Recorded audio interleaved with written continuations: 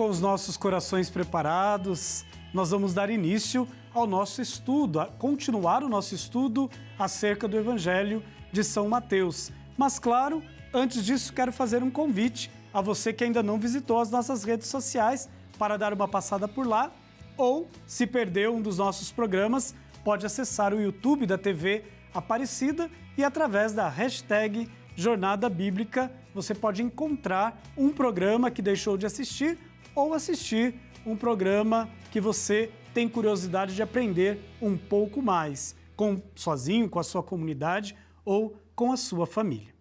Queremos mais uma vez convidar o professor Padre Seganfredo para estar conosco, ele que é doutor em Teologia Bíblica e hoje nos ajuda a entender um pouco mais sobre o Evangelho de Mateus. Bem-vindo mais uma vez, professor Seganfredo. Obrigado, Padre Rodrigo. É uma alegria estar de novo, assim como na semana passada. Hoje, continuando a nossa conversa sobre o evangelista São Mateus. Na semana passada, a gente dizia que, neste programa, nós íamos estudar o ministério de João Batista. E para a gente começar a nossa conversa, quem é esta figura dentro do Evangelho de São Mateus?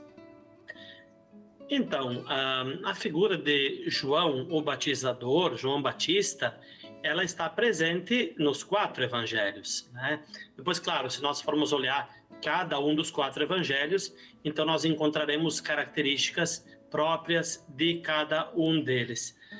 João Batista, no Evangelho segundo Mateus, ele aparece como alguém assim particularmente severo, né? É alguém que tem uma mensagem assim que diz para aqueles que o escutam: converte-te, porque o machado já está assim junto à raiz. Então é a tua chance de converter-te. Mas ao mesmo tempo a imagem de João Batista que Mateus apresenta é aquela do judeu fiel, né? Então, assim, o João Batista é o judeu verdadeiramente fiel. Nós encontramos no Evangelho segundo Mateus uma forte polêmica entre Jesus e os fariseus, né? É uma polêmica que também fala da relação entre a comunidade de Mateus e os fariseus na época em que Mateus escreve esse evangelho, por volta da década de 80 a 90 depois de Cristo. Nesse sentido, se o evangelista apresenta, digamos que, palavras duríssimas contra os fariseus, apresentando-os como, digamos que assim, judeus cínicos, não sei, judeus que se preocupavam mais com a aparência do que com a fidelidade. Pelo contrário, João Batista é o judeu autêntico, o judeu fiel. Digamos que assim, o modelo do judeu enquanto homem de fé. Me refiro ao judeu enquanto membro do povo de Deus e homem de fé. É interessante que João sempre está chamando as pessoas do seu tempo a essa conversão. É preciso se converter, como você mesmo disse, né? O machado já está posto à raiz. Qual é, então, o impacto, né, deste anúncio, desta palavra forte de João na sociedade do seu tempo? Então, a sociedade na qual João viveu, na qual Jesus viveu, é uma sociedade na qual o Império Romano, digamos assim, exerce esse poder político, econômico. A força do exército é que faz com que é a força do exército que manda, digamos assim. E o povo, passando por exploração, por sofrimento, por pobreza, tem em personagens como João Batista uma esperança reacendida, E João Batista é um desses personagens que vem para dizer para o povo: ok, estamos vivendo uma situação difícil, porém o nosso horizonte é um horizonte que vai além, é o horizonte de Deus. Então, vamos nos abrir para a fidelidade a Deus. Então, nesse sentido, não é em vão que ele atrai tantas pessoas. Não é em vão. E, de fato, o personagem João Batista, como eu já dizia antes, ele está presente nos 4 evangelhos.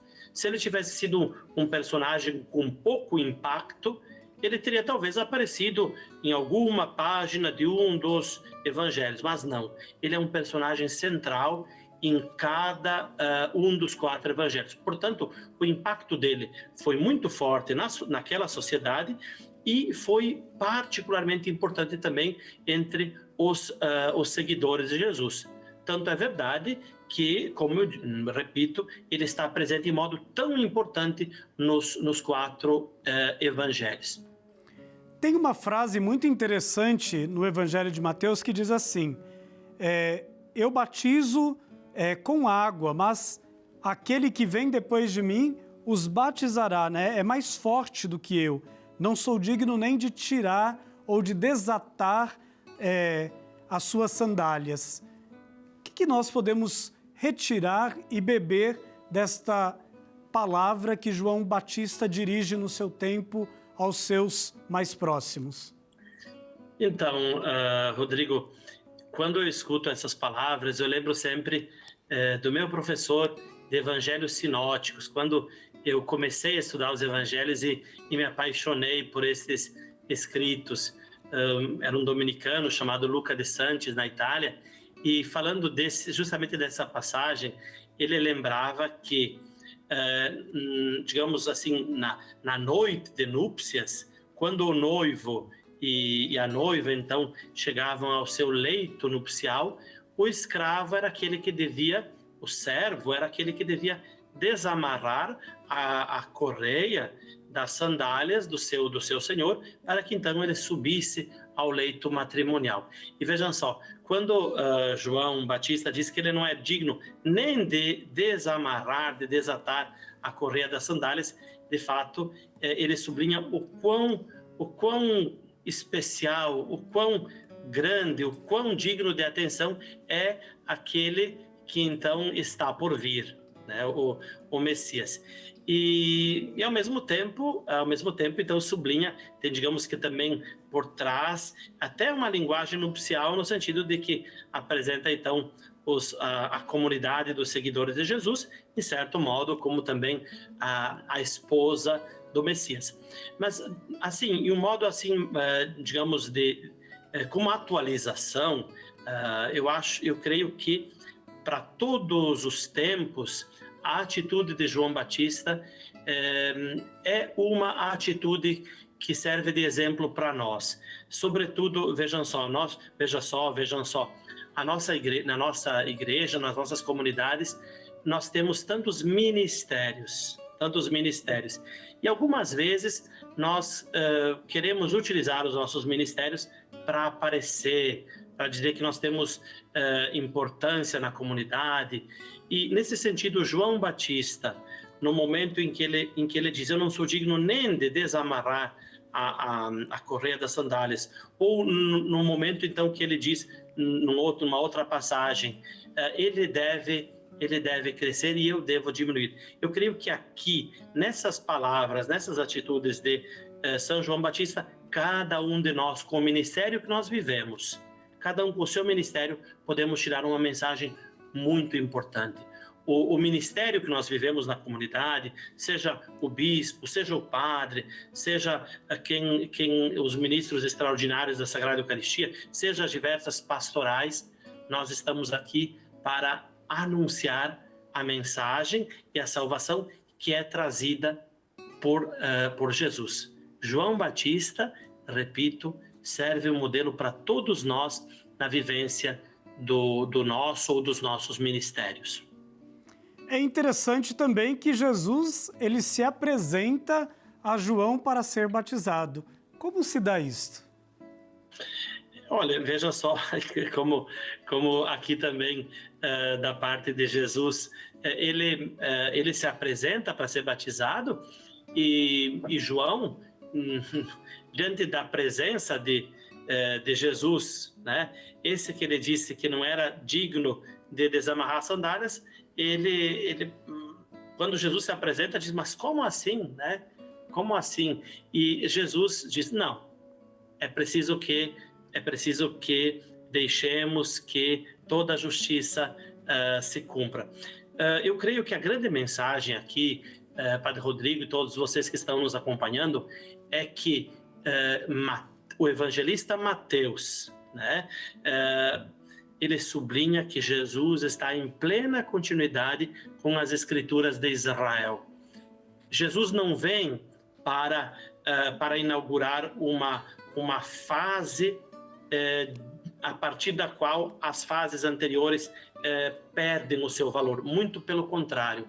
O modo como o evangelista Mateus vai apresentando Jesus é o Jesus que vende toda a tradição de Israel para levar essa tradição à sua plenitude. Tanto é verdade que no capítulo 5 Jesus dirá assim, eu não vim para abolir a lei de Israel, para abolir, enfim, toda a caminhada do povo de Israel, mas eu vim para levá-la à sua plenitude, né? Então, nesse sentido, quando ele se apresenta para ser batizado por João Batista, e João Batista, num primeiro momento, fica assim, abismado, Jesus diz, não, vamos deixar que aconteça aquilo que deve acontecer, no sentido de que estamos numa continuidade e não numa ruptura. Aqui é um aspecto muito importante, quero sublinhar ainda. Jesus, no modo como Mateus apresenta, não é alguém que vem para apresentar uma ruptura, mas alguém que vem para apresentar uma continuidade que chega à sua plenitude. Ele é o novo Moisés, o novo e o definitivo Moisés. Quanta coisa a gente já pôde aprender aí do Evangelho de Mateus. Estudamos a infância, hoje a figura de João Batista e na próxima semana, com o professor Padre Seganfredo, nós vamos estudar o ministério de Jesus na Galileia. Seganfredo, muito obrigado pela sua participação.